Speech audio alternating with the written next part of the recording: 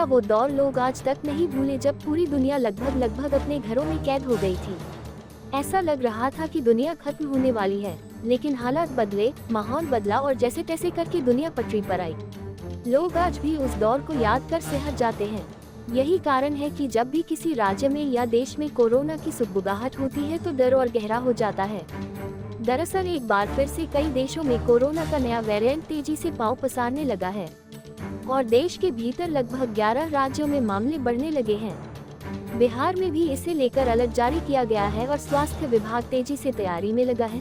पर इस बीच पटना में 1 साल के बाद फिर हाहाकार मचा है। यहाँ के एक निजी अस्पताल में कोरोना के 2 मरीज पाए गए हैं, जिसके बाद लोगों के हाथ पांव फूलने लगे हैं। देश भर में कोरोना बीमारी फिर से फैल रही है। कई राज्यों में कोरोना मरीज मिल रहे हैं। अब बिहार में भी 2 मरीज मिले। बिहार में कोरोना की दस्तक से स्वास्थ्य विभाग अलर्ट पर आ गया।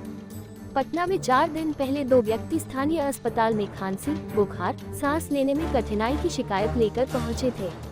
उनका ऑक्सीजन लेवल भी कम होने जैसे लक्षण दिखे, जिसके आधार पर कोरोना वायरस की जांच की गई, जिसमें दोनों का टेस्ट पॉजिटिव आया। ये मामले पटना और बेगूसराय जिले से सामने आए हैं। स्वास्थ्य विभाग के अनुसार दोनों मरीजों में हल्के लक्षण हैं और उन्हें होम आइसोलेशन में रखा गया है। इन मामलों ने एक बार फिर लोगों को सावधान रहने की जरूरत याद दिलाई है। स्वास्थ्य विभाग ने बताया कि दोनों मरीजों की स्थिति स्थिर है और उनकी निगरानी की जा रही है। बिहार में पिछले कुछ महीनों से कोरोना के मामले न के बराबर थे, लेकिन हाल ही में देश के अन्य हिस्सों जैसे केरल, तमिलनाडु और महाराष्ट्र में मामलों की संख्या बढ़ने के बाद बिहार में भी सतर्कता बढ़ाई गई है। स्वास्थ्य अधिकारियों ने कहा कि ये मामले JN.1 वेरिएंट से जुड़े हो सकते हैं, जो हल्के लक्षणों के साथ फैल रहा है।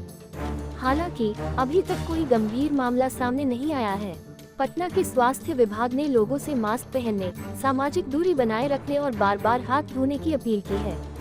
विशेष रूप से बुजुर्गों और गंभीर बीमारियों से पीड़ित लोगों को सावधानी बरतने को कहा गया है। अस्पतालों को निर्देश दिया गया है कि वे बेड, ऑक्सीजन और टेस्टिंग किट की उपलब्धता सुनिश्चित करें।